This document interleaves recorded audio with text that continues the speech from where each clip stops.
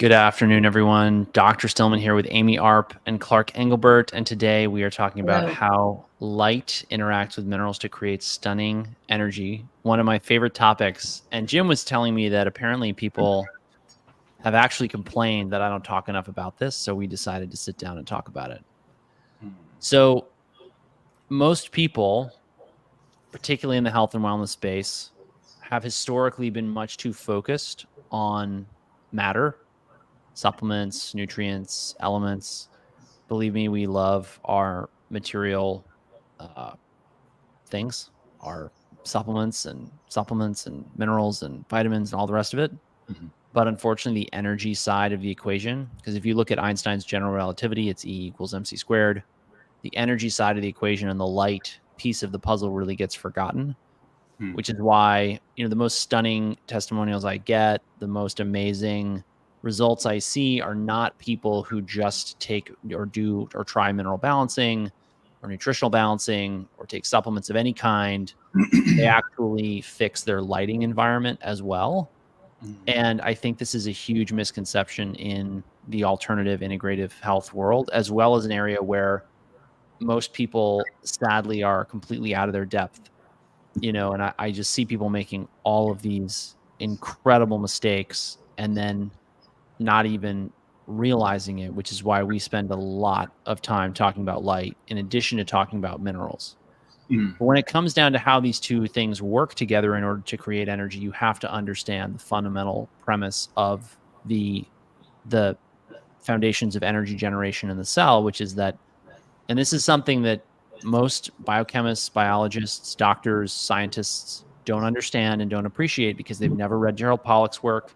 They've never read any of Gilbert Ling's work. They've never read any of the work of any of the people who worked off of those people and expanded their work, like Mei-Wan Ho, and too many to name, and more than, frankly, I can possibly remember. But basically, water ends up getting structured in cells by light acting on it. That structured water then can be used by the cell to create energy. This is not the model that the vast majority of people, even in the health and wellness space today, are working with. They're still working with the old, quite frankly, outdated ATP chemical energy model of energy generation. And that's why they don't get particularly impressive results compared to what happens when you start to fully comprehend the paradigm and fix the water and the light and the minerals, as well as vitamins and amino acids and all the rest of it. So what ends up happening in the cell is that light programs the water, but people don't understand that water networks really depend upon minerals in order to do their work. And I'm not, and I don't know if anyone really has elucidated the foundational quantum mechanics behind this, but you see it in clinical practice because people will come in and they'll say, I'm saunaing, I get plenty of sunlight, I have a good lighting environment, but unfortunately, they are not seeing the results or they're not feeling better. And then you look at their hair tissue testing or other mineral markers and you say, your nutritional status is a disaster, your total toxic burden is high. Stress off, you have the right bioenergetic signals, i.e. light, coming into your body, but you don't have the minerals necessary in order for that light to be really harnessed by the cell to actually generate energy and create wellness. And I think a very interesting point to sort of piggyback off of is that with mineral balancing, we can reverse a lot of the consequences of this improper environment that you've been exposed to. Yes. And so there are consequences to this when you go through this over time, over a long enough time cycle, like, decades. This is really what it takes for people to be or to end up in a disease state. And so with mineral balancing, you can go back into the past, into these old patterns that you've been through that are present as a consequence of the accumulation of those poor choices, bad decisions, bad lighting environment, and all of that. Getting the lighting environment is extremely important. And I think the only other system really out there that works with mineral balancing is the quantum biology system. And what a lot of those folks are saying, like Gerald Pollack, Dr. Jack Kruse, of course, we can't not mention him. You know, we have to heavily caveat because we just, man, do we butt heads on the amount of seafood that is acceptable? 100%. Like I have to say this. Yes, We get people in who are eating huge amounts of seafood, and Jack says that's not a problem, and I have the mercury testing to confirm that he is wrong. Right. And then I have the cases where they get better when I mitigate the mercury with various things.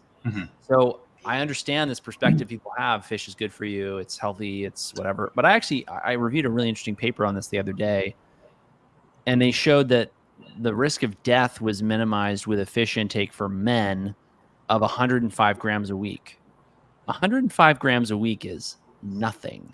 That is like 3.5 ounces.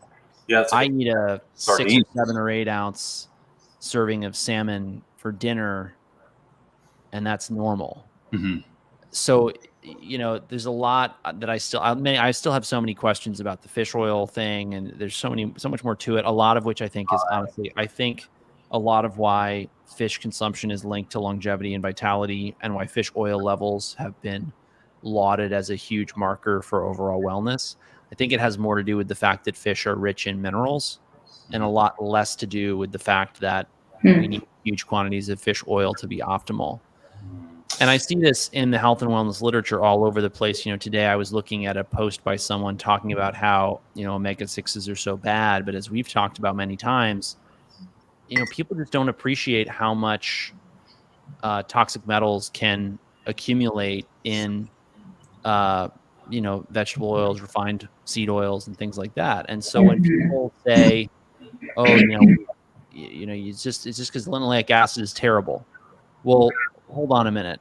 You know, when you look at the refining process for oils, how do you know that there's not tons of not only petroleum products but heavy metals that are also still contaminating these? That I think is a huge confounder. And Jack talks about a lot of the biochemistry studies are done under improper lighting environments. That's a valid critique. That's a phenomenal critique, actually. And you go, yes, he's on to something. But a lot of the nutritional epidemiology may be confounded by the fact that there are metals in the food more ubiquitously now than ever before.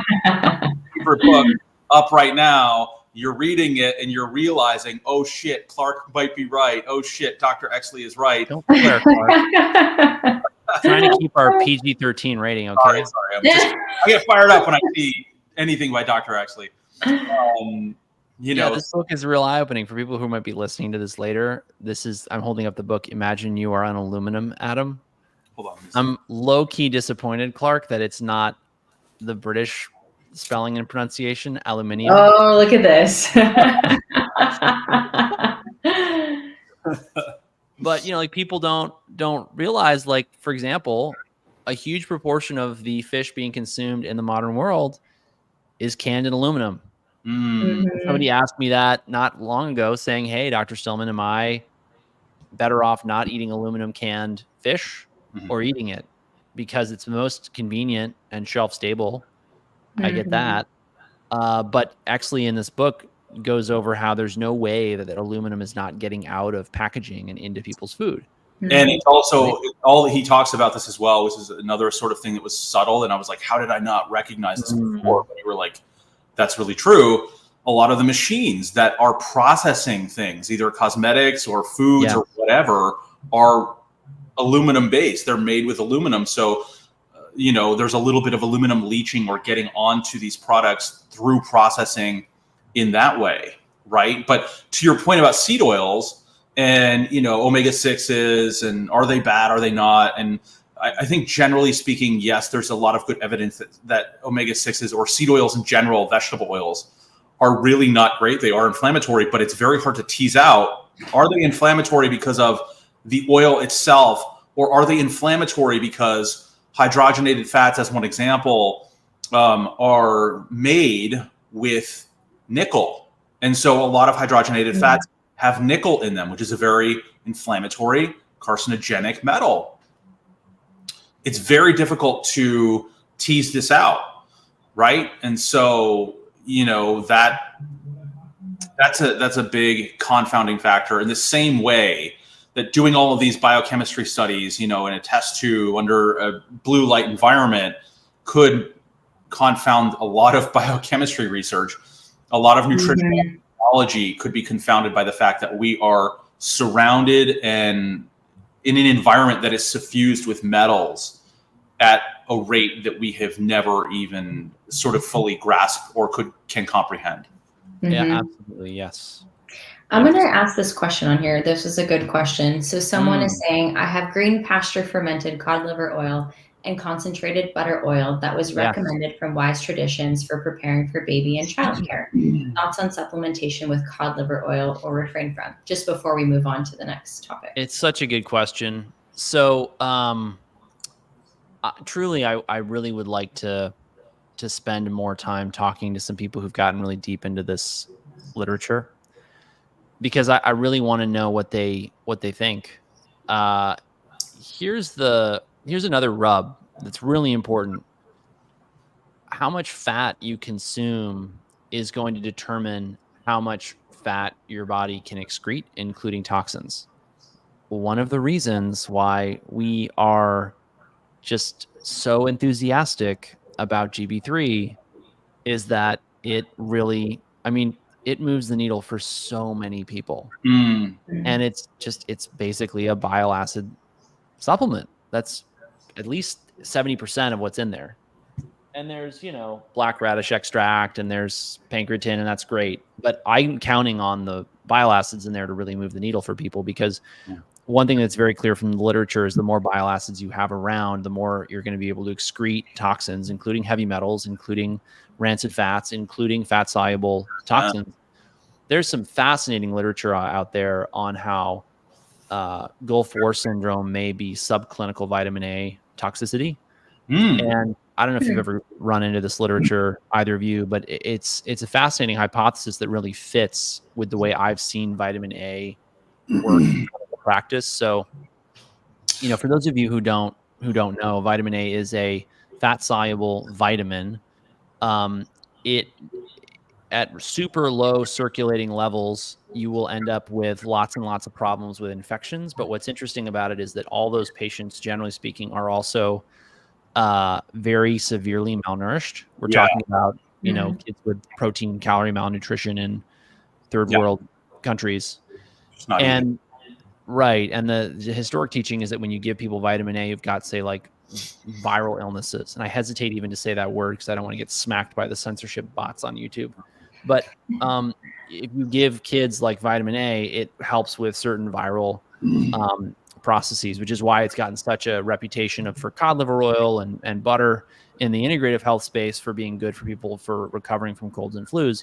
But whenever we're giving vitamin A, we're also actually giving fat into the diet. And when you're giving fat into the diet, you're going to maybe increase the amount of fat and fat-soluble toxins and whatever that is excreted, right? This is one of my reasons or theories for why the carnivore diet can work so well for some people.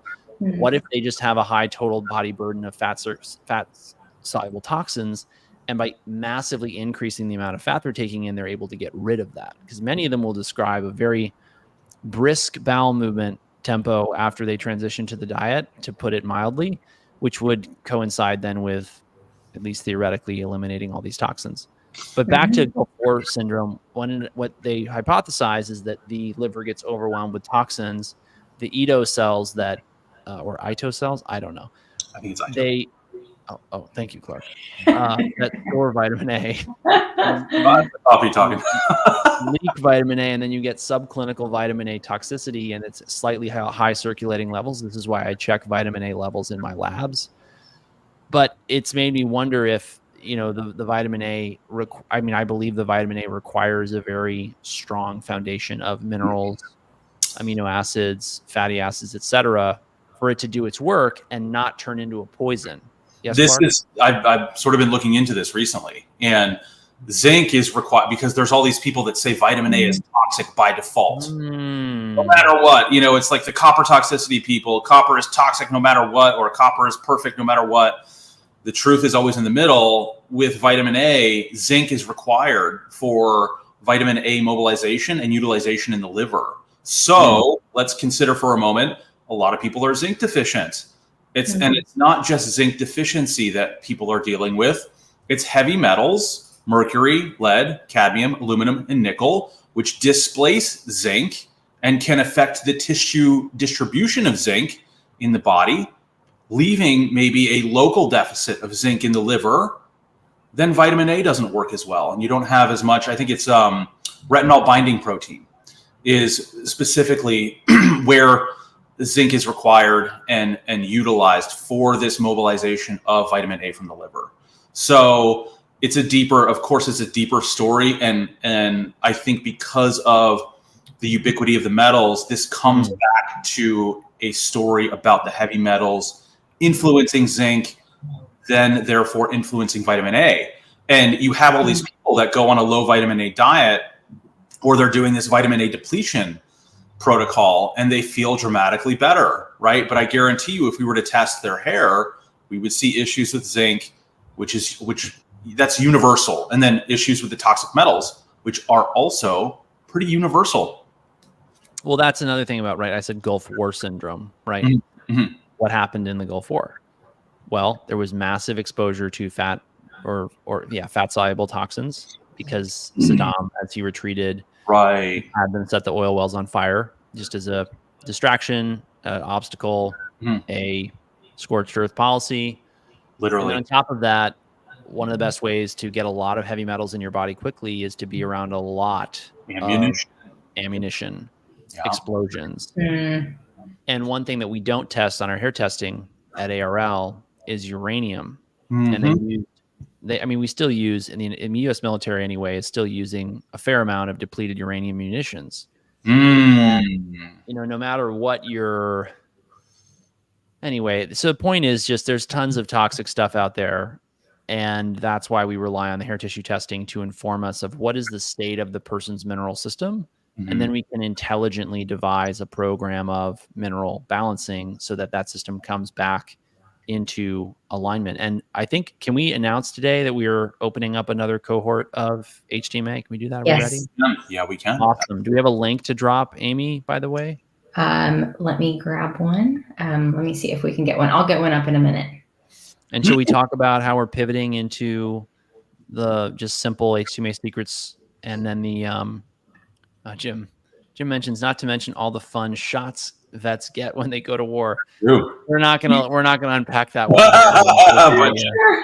We're gonna leave that one. You can join one of our memberships or coaching programs if you want to find out what we're talking about there. But anyway, so we are decided to simplify the HTMA program for many different reasons. But bottom line is there's going to be HTMA Secrets Course Plus Coaching, which will be a test, HTMA test plus the Course Plus Coaching. Amy will drop a link to that in the comments here. And then there will be an HTMA Mastermind, which is for people who are practitioners or who would like to become practitioners. If you're already a practitioner, you're welcome to join that directly. But we are not going to entertain low-level questions. So we have to keep it high level. So understand that it's not just show up and ask us lots of questions that other people are not going to be that interested in. Right. And it's for practitioners. If you have cases that you're working on, or you are actively working in the space, we can basically help guide you through tough cases, any practitioner related questions that you have about your own tests or your test of people that you're working with, basically. Right. And so the link that I just dropped is just the wait list. So we are not currently enrolling yet, but we will be enrolling in the next week or so. So if you are interested, please put your name on the wait list. You will be first to get notified when we do enroll. Thank you, Amy. Holly, we have decided to drop the retesting course in favor of the Practitioner Mastermind. Because there wasn't as much demand as we thought there would be for as many levels as we'd created. Because Holly asks, are you still doing the retesting course? So if you want to do the Practitioner Mastermind, you can. However, we also have testing and supplementation available with Amy in our memberships at Stillman Wellness. So people can do that with her, and they can contact her directly, or just go to stillmanwellness.com, get on the email list. You'll get announcements about that. If you're going to do that, you've got to have a membership. So you might as well jump into the membership, and then you can get started with that. So should we get back to, let's get back to light creating stunning Yeah, energy. let's get back to light. Mm-hmm. Here's a really crazy tie-in. So Clark just covered how you need minerals in order to respond to and manage vitamin A. Vitamin A gets transformed into opsins, which are light reactive responsive protein in places like the eye, the skin. And so the crazy thing is that your whole light reception system is fundamentally dependent upon these minerals for, light transduction, signal transmission to occur. And that just, it's so elegant. It's so complex. This is part of why it's hard not to have a disdain for people who are like, oh, fluorescent lighting is no big deal. Right. Oh, you can just have some aluminum in your food. No big deal. Right. We're just going to throw some aluminum phosphate in here so it doesn't get too moist. It's impossible to track the changes that occur from these small insults because they affect so many different variables once they're in the system. I know. That's the thing. But also another really interesting thing that I read quite a while ago in some old textbook, but there were some researchers that were able to induce blindness in animals by giving them a zinc chelator. So we know that zinc in the eye is really, really important. Well, this is why, like, the one treatment for age-related macular degeneration is this. It's a bunch of different things, but I was looking at the ingredients the other day because a patient came to us on it. It is a horse-sized dose of zinc oxide. It's like 80 milligrams of zinc oxide a day. And, I just look at their rationale for using that much zinc. And I think, okay, guys, so you're telling me that the one thing you've found that works for this is giving people absolutely fantastical quantities of zinc. You're telling me this disease entity is skyrocketing in prevalence, but you're telling me that everyone over here who doesn't have this doesn't need any zinc. Or maybe they need some zinc, but we don't know how much. And it's, I find the whole premise that people need that much forever to be very flimsy. Yeah. And that's why we do the testing, of course. Right. And that can also, zinc affects sodium and potassium, those interactions, right? Yes. That's very important. But I think, vitamin A becoming opsins is very interesting. There's a bidirectional relationship between the fat-soluble vitamins and the minerals. Yes. You know that vitamin D is a synergist for multiple minerals. So UVB radiation obviously hits the skin, creates vitamin D. Vitamin D, you will absorb more minerals with better vitamin D status. So light and minerals interact in that way. There's a sort of bidirectional relationship, I guess, now that we're sort of fleshing it out. That's why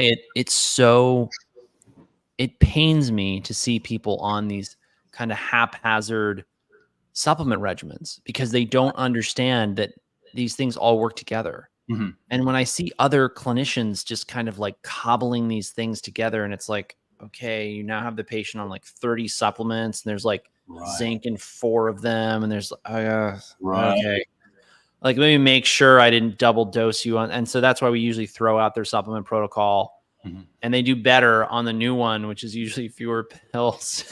Because we actually took everything into account. Right. But it's just painful to watch this happen out there. I mean, just every day it feels like another person. Okay, we're going to stop 10 supplements that you didn't need. You weren't getting anything out of. You weren't getting better. You weren't seeing results. Look at all these problems that you had on your various forms of tests that no one was managing. So understanding the interactions between all these elements, right? We're talking about all the ways that like fat solubles and minerals interact, and minerals interact with minerals, and I know light interacts with minerals, and hormones interact with all of this. Yes. Yeah. And that's one reason why people come to us with things. They're like, I have hormonal imbalances, and they'll do a program and they'll change some lifestyle and diet things, and they'll do some minerals, and all of a sudden their hormonal imbalances that were attributed to the hormones have gotten better. Like, how many times have you seen that, Clark? But that's what we're doing with mineral balancing, right? Is we are taking into account all of the different ways that these minerals especially interact with each other, so that we and I've harped on this enough, and I'm sure you guys are going to smile and laugh at me for saying this again, but it's the mineral system that we're really focusing in on. It's not Clark, if anything is apparent to all of us, it's that we need to talk about it more. We do, exactly. That's why I'm hammering it constantly, because everyone else is saying this online. Everyone is still just engaging in, well, I think I've got vitamin A toxicity, so I'm going to deplete vitamin A, or I need to megadose vitamin D, or I need to megadose one other nutrient. So true. What you need is to understand how all these elements interact. And in truth, we don't understand every single interaction, like with the ultra trace elements. And spoiler alert, we don't have to. Right. Won't. Some of it's still being elaborated on, yeah. But with this system of mineral balancing, we're taking into account how all these elements interact to balance the whole system. Yes. Once you do that, that triggers the elimination of the metals, and then you're off and running, and a lot of different things can improve once you start to really go through these metal eliminations. Well, it's so funny. I had a case recently, high-powered, very successful businessman came to me, had high risk of heart disease. And primarily what we did to tackle this was mineral balancing. And I decided needed some iron depletion. So he went out and donated blood. We did some allergy testing. We did some organic. I mean, we did the whole thing, because it was like, okay, it's silly to run them. It's silly to run a company as big as yours and not go ahead and spend the money to get the full Monty, the full testing, right? Like this is just going to be worth it for you, especially because for 3 months we sort of didn't have full on buy-in or full on effort, and I sometimes I give people enough. I let people make their own choices, but he wasn't making progress, and I said, look, you need to take this really seriously for 3 months, and he did, and his high sensitivity CRP dropped from like 4 point something down to like 1.6.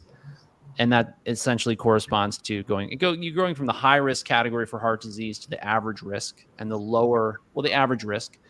But it's a reduction of about 50% if you're looking at high sensitivity CRP as like a linear marker for that.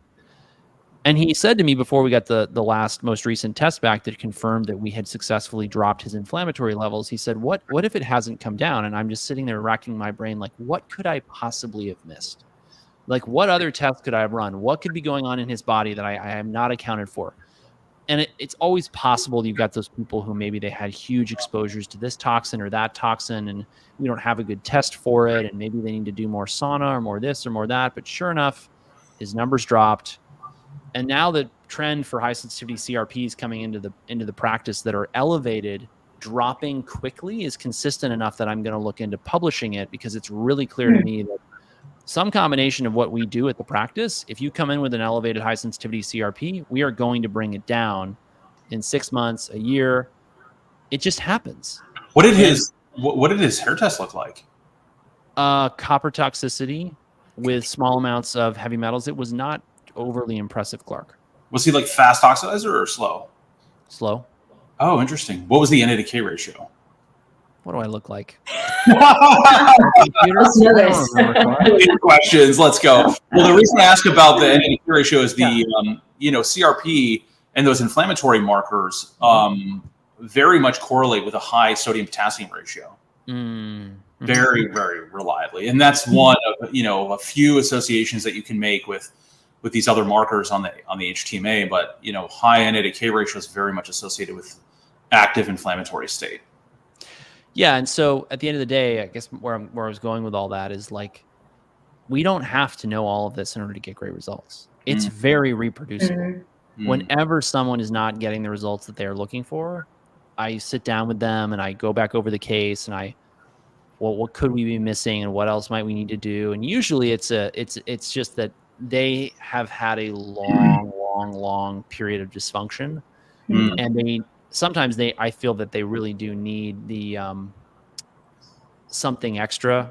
Like we'll use bioidentical hormones. We use things like prednisone in low doses. I've used, I still use pharmaceuticals because there's such a powerful role for them when they're used appropriately. Right. They just end up turning into this endless just gambit of tire patching over and over again that is such a waste of time.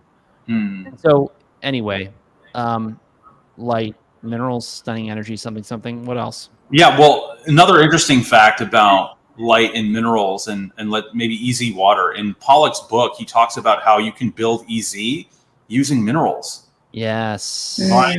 Yes. Calcium, magnesium, zinc. Very important. Or a few that he had mentioned. So to my mind, right, maybe if we take a step back and understand that life itself is this weird dance and interaction between light and the elements. That's really what it is. And we can see this in everyday life. We can see this with like pigments that are made from minerals and metals. When they're illuminated, we are sort of made aware of what that element is through light, right? And so I think this conversation of light and minerals and elements and more broadly is really a conversation about life itself.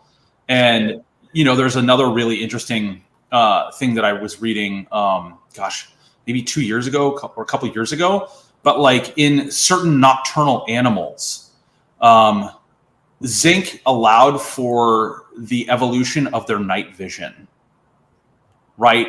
So we're even going back maybe even deeper into the question of like life itself. Evolutionary changes that have occurred over time are facilitated by this interaction of light and minerals, right?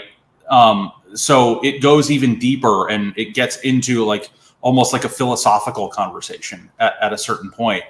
But it really is. And it is because, this is sort of one of my gripes with like functional and integrative medicine is that, I mean, a lot of people just have no circumspection about the fact that with all the tools in the modern MD toolbox, you can make people feel and behave however you want them to. You want to be laser focused, we've got a drug for that. You want to be recovering from your workouts like you're Wolverine. Jay Campbell literally has a stack of peptides and supplements that he calls the Wolverine stack. You want to be a 75-year-old man with a testosterone level of a 25-year-old man, you can do that. And I have this conversation with men who, for example, want to go on testosterone or women who are interested in bioidentical hormones. And I just say, look, these have a very profound effect on how you feel and function. And the minerals are the same way. And that's why we talk about them like zinc, the masculine, gentle masculine mineral. People will notice these shifts in their personalities when you put your finger on the scales of what's coming in with things like zinc, copper, manganese, all these other things. That reinforces this notion of the importance of them. Yes. Because you can elicit such profound changes with minerals and light, right? Tweaking those two variables, especially, that says something about how they're used by life to sustain and procreate and all of that. And that is also, I think, why there's such an agenda from the powers that be that want to disempower people and who want to misinform people that these minerals and metals and hormones aren't foundational. Oh, you can just take this pill. You can just, it's fine. Just paper over the problem, patch this tire for another 5-10 miles. Don't worry about the underlying state of your condition and your minerals and your light. Your light environment. And that's why, like clockwork, every testimonial I collect, I ask every single person the same question or same series of questions. And one of them is, what gets the credit for your improvement? And then I want them to give me a percentage. It's like, what percentage of it was the group coaching? What percentage of it was the light therapy? What percentage of it was hormones or supplements or this or that? And nothing gets the lion's share almost ever. I've had like one case where somebody said 99% of my improvement was the supplements. He hadn't gone to a single group coaching call. He got that improvement with like overnight with one supplement protocol. And he was blown away. And it was actually 2 supplement protocols, both of which he had astonishing results with. So it's very important for people to understand that all of this information is being suppressed and called misinformation or disinformation. Like we had a video removed from YouTube yesterday. Really? Wow. Yes. I think a lot of this as well, it's that a lot of this is on the cutting edge, especially like in the photobiomodulation space, the light. Yes, it's true. That's in biophysics. That's all being sort of elaborated on. And what's sad about it is like, it's information that in some respects is 70 years old now. Like to really go back to the root of biomodulation. Yeah, that's But true. because it's not talked about in medical school and it's not taught in hospitals, it's not used in hospitals, you go to the average doctor and you're like, hey, light can treat my whatever. They're like, no, it can't. And you're like, Yeah. Right. And what about like light? What about certain frequencies of near infrared penetrating your tissue, activating cytochrome C oxidase and affecting your electron chain transport mechanisms? Yeah. Minerals have that effect as well. So there's another way that Right. we can think about the interaction between these elements, another specific mechanism, right? And that's part of why those and near so do vitamins that we pack with the minerals. Exactly. But it sort of speaks to, like, you know, the use of those near infrared saunas that Brian at Sauna Space has been sort of putting out there for years now. Part of the reason why they work so well is not just the heating effects, but the effect of light and the effect of light on the electron chain transport, and possibly even improving mineral metabolism as a result of that effect. Right? So, right. Veronica asks, Yeah, I was going can to you explain how the fat intake helps excretion of fat-soluble toxins? Yeah, just simply that the more fat you're taking in, it stands to reason the more fat's going to be coming out and excreted. And I've looked at a lot of fecal fat studies and not seen clear trends, and I'm not sure if I trust the ones that I've seen. But I mean, my simple point is just, it seems like the amount of fat you take in can have a huge impact on the flux of fat-soluble toxins out of the body. That's good. Yeah. And then I have a question from someone in one of the H2MA courses. So we'll just address that now, and then we can touch on light again at the end. So she's pregnant, and she says, I'm also doing a high-dose vitamin C protocol, currently taking around 10 grams per day, namely to help with the birth and reduce risk during pregnancy. Should I keep doing this while also doing mineral balancing or not? Yeah. So this is a very, this is definitely something I would prefer to take on like a one-on-one basis, because it can be a nuanced question. But in general, there's a reason vitamin C for pregnancy, of safety of things in pregnancy. There's like 3 categories. I don't remember them all off the top of my head, but if anything's over the counter, generally speaking, it's safe in pregnancy. The exceptions that come to mind are things like, for example, there's a ton of herbs that are technically labeled as contraindicated in pregnancy. So you always check the herbal, because there's so many of them that have some side effects, and most of them are not that well studied, so they may actually be safe, but you would never want to take a chance. For the nutrients, I've never seen or heard of them creating a problem, but I also think that, the dose makes the poison. And especially when you're mega dosing something like that to that degree.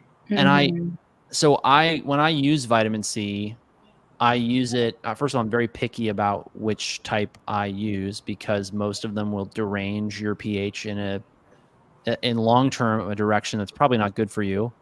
And number 2, a lot of vitamin C sources are just trash.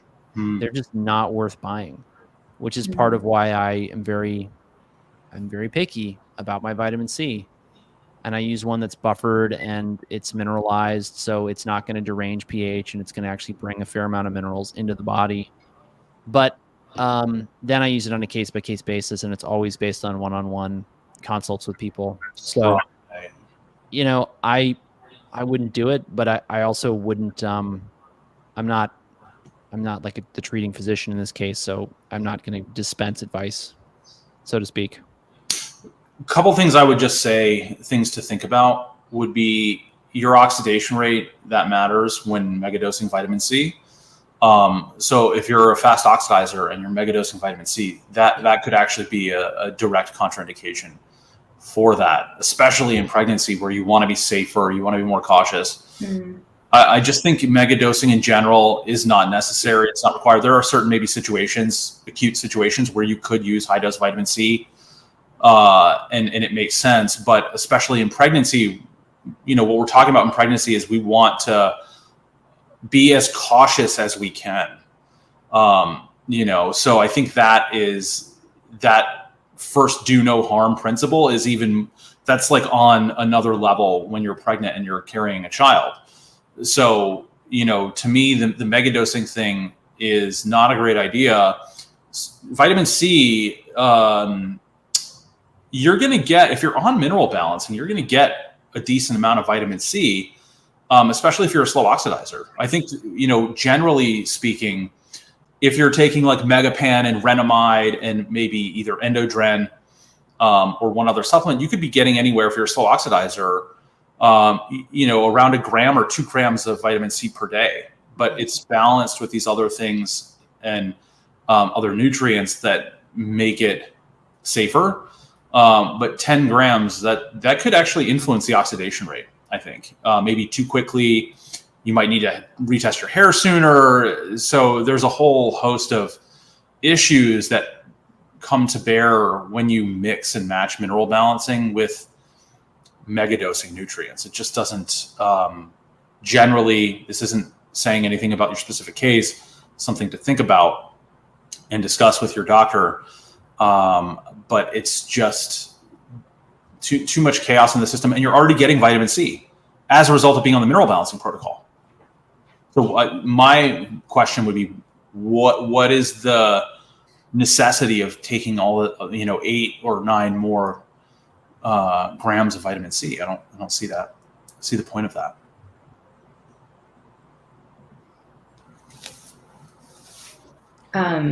So going back to kind of the fish oil thing, when we were talking about, we didn't quite answer Gabriella's question, so maybe we'll just wrap that up. I know it's a hard question to answer, but if you want to just touch on, I thought about it too, because I guess I'll just mention, like, my wife's pregnant, and I'm not sure if we should. Did you not know that, Clark? I did not know that. Oh, wow.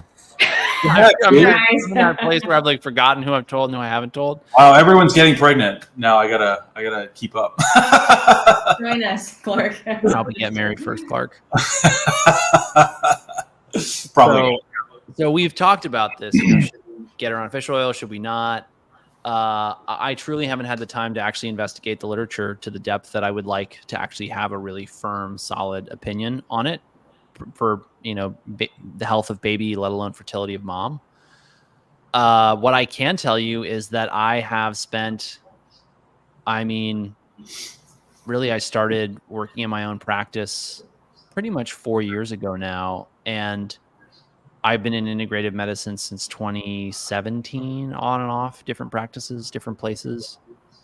And I've seen people do remarkably well on all kinds of different protocols and modalities and whatever.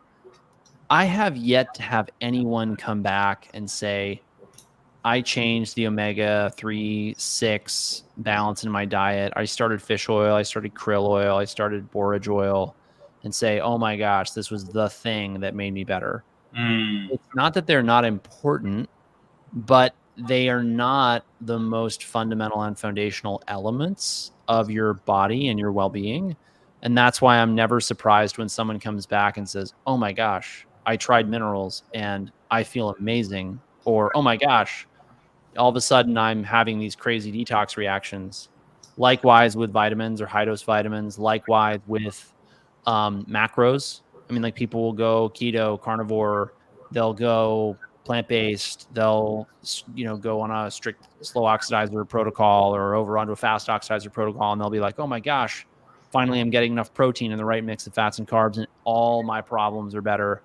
So I've seen so many different things work, and I've seen a lot of things fail, and I have never been that impressed by someone changing their fatty acid balance in their diet. And I'm really skeptical of the people who say this is the most important thing for anything. 100%. And what I would say about that too, another interesting thing that we can tie back to what I was saying earlier about a lot of nutritional epidemiology being confounded by the fact that metals are in the foods and in everything, basically. And not to mention the PCBs, the polyfluorinated compounds, all these other chemicals. Exactly. There's there's tens of thousands of other chemicals that are out there. The requirement for omega-3s or like DHA may be, and this is just me theorizing, might be much higher if you have a higher toxic metal burden and chronic inflammation. right? So a lot of these studies where they show some people respond really powerfully to omega-3s and like DHA in particular. And they notice increased cognition, better brain function, those sorts of things, improvements in depression and mental health markers. That may be a compensatory effect of the metals causing inflammation at this low level chronically. The DHA, the EPA are helping mitigate that. And that's actually helping their cognition and lifting some of that low-grade depression and anxiety that they have. But it's actually the result of the metals. It's the metals. It's the metals. I know, right? Yeah, Gabriella, I would agree with Dr. Stillman. I'm also pregnant, and I really am flip-flopping between like, what do I take for omegas, fish oil, all of that, and I haven't spent sufficient time either, but I think I'm just focusing on diet, like really focusing on diet, getting enough healthy fats in my diet, enough variety. And I think that is really important. So just want to say there's a nutritional requirement for those fats. So you need some basic threshold. Absolutely. Right. So, I think sardines, but if you want to use the cod liver oil, that I think is still a decent option. And there's the issue is that there's just a million different opinions on all of these things. And you go, you just need to get some of the omega-3s at the end of the day. But at the same time, like we don't spend a lot of time worrying about this in the practice to get people well. We don't. That was one of the things we said earlier. It's like, you don't have to understand all this stuff. But I mean, we keep practicing. I keep going. I don't have cases that don't respond to all the things we do. Part of the foundation of which is the mineral balancing, and then the rest of which, or a lot of the rest of which, comes down to light. So, yeah. Should we wrap it up, guys? Yeah, Any last parting thoughts on light and minerals? We went all over the place today, didn't we? It was good. I thought it was fun. We were winging it, right? What's that? We were winging it. Like we kind of always do. Yeah. Exactly. Yeah, I don't think I have anything else to add, but there are just a lot of interesting interactions, not only between the minerals and the metals, but certainly with light and minerals. And I think it just speaks to how our biochemistry, how our bodies are run, which they are. You're getting signals of light for your circadian system, and that is in some ways like activating mineral pathways and minerals absorption, and that protects you against heavy metals. So, in the future, I think there's going to be, there was a really interesting study I read on the circadian rhythm of zinc. So that's where a lot of this is going. There's going to be maybe not a melding, but a combination field where they're looking at light and how the minerals and metals interact with each other. But it's sort of like taking what's going on with circadian biology or biophysics and sort of melding that with a lot of what's going on in ionomics and, how metals and minerals interact with each other. It promises to be very cool, but it also promises to upset an enormous number of highly, highly profitable apple carts. Oh yeah. Because it's just, I mean, when you really start to look into all this stuff, it just spells doom for a double-digit proportion of modern developed economies. Yeah. And it's not that like those industries have to go away, it's they have to stop using aluminum. They have to stop treating artificial light or fluorescent light like it's healthy and normal. Like, I don't think it's healthy to live under artificial light. That's another, I mean, maybe we can wrap it up with this, but like there's a large number of industries that are extremely well-funded and massive that have incredible pull in Washington and other international political centers, right? Yeah. So I think Exley talks about this in his book, but the aluminum lobby is maybe even bigger, depending on how you cut it and measure it, than like the pharmaceutical lobby in Washington. So everyone knows about big pharma, and yeah, that's true, but no one knows about the aluminum lobby and their efforts to silence scientists like Exley who are raising the alarm bells about the toxicity of aluminum and how it causes Alzheimer's and dementia and other things like autism as well. Tell it like it is, Clark. Let's go. On that note, great to see you all. Thanks for tuning in. Sign up for our HTMA waiting list that Amy dropped in the comments, and get in touch with her. And the mastermind. We want to see practitioners come into the mastermind. Yes. It's going to be really fun. I'm actually really excited for that. Talking to practitioners on a daily basis or bi-monthly basis about. Well, I think we should actually make it weekly, Clark. If we get enough people in there, I think. If we have enough demand, then I think we might not weekly. But there are training programs out there. I think our practitioner training program is by far the best. It's not even close.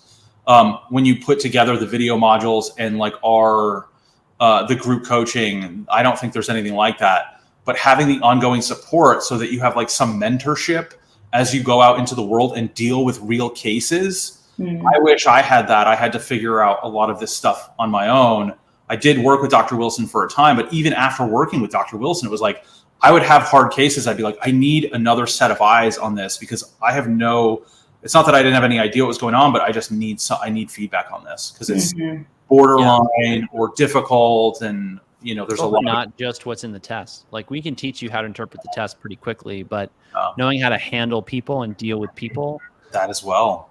And also how to run a practice that doesn't run you ragged. Really important to understand. There's definitely a science. There's very deep and interesting science to this and the interactions and the metals and the minerals and ionic mimicry and blah, blah, blah. But there's sort of an art to dealing with clients and getting them through mineral balancing successfully so that they, eliminate their metals and can move on with their lives. Getting them through those elimination reactions gracefully is sort of like another huge aspect to this approach. So if anyone is interested in the Practitioner Mastermind, you can reach out to me at Amy, AMY, at stillmanwellness.com. So feel free to email me and I'll give you more information. Awesome. Take care, everyone. Bye. Have a great day.